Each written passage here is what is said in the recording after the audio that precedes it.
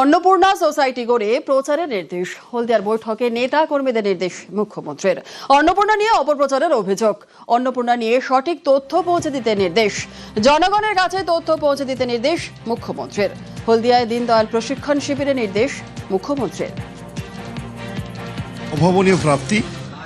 শুভেন্দুবাবু আশায় যে প্রশিক্ষণ বর্গ একটা অন্য মাত্রা পেয়েছে, তিনি এসে তার সরকার কি করেছে 100 দিনে সেটি তিনি সুন্দর করে আমাদের ব্যক্ত করেছেন।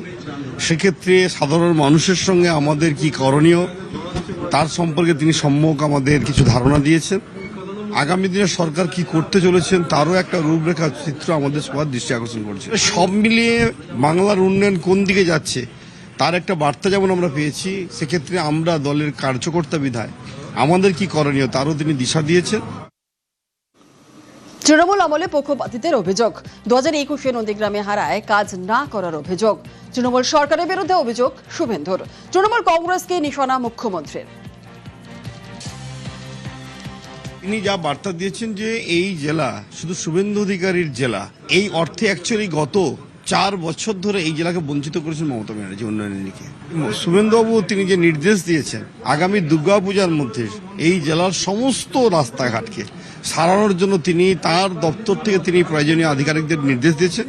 আমাদেরও সেই নির্দেশিকা তিনি পালন করতে অনুরোধ করেছেন। ফলে তার বক্তব্য মমতা ব্যানার্জি যে পথ দেখেছেন সেই পথে তিনি মানুষকে পরিষেবা দিবেন না। আমাকে যারা ভুল বুঝেছেন, আমার সরকারকে যারা ভুল বুঝেছেন তাদের ভুল আমি কাজের মাধ্যম দিয়ে ভেঙে দেবো।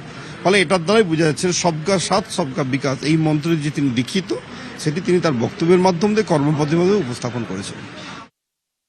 প্রতিহিংসা ছেড়ে উন্নয়নটা যেখানে থমকে গেছে, যতটা আমরা মাইনাসে চলে গেছি, দ্রুত সেটাকে প্লাসে এনে উন্নয়নটা করে ওই শিক্ষাঙ্গনগুলোকে সঠিক জায়গায় নিয়ে যাওয়ার জন্য উনি বার্তা দিয়েছেন এবং সবাইকে একত্রিতভাবে কাজ করার দিশা দিয়েছেন।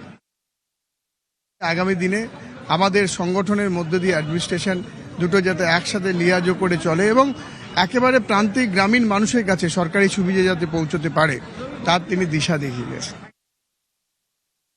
দলের দুদিনের বৈঠক, ক্লোজ ডোর বৈঠক, সেই বৈঠকে বক্তা বা প্রশিক্ষক হিসেবে উপস্থিত হয়ে শুভেন্দু অধিকারী জানিয়ে দিলেন উন্নয়নের প্রশ্ন থেকে রাজনৈতিক বিষয়, যে বিষয়গুলিতে তারা উদ্দীপ্ত হয়েছেন জানাচ্ছেন দলের নেতাকর্মীরাই।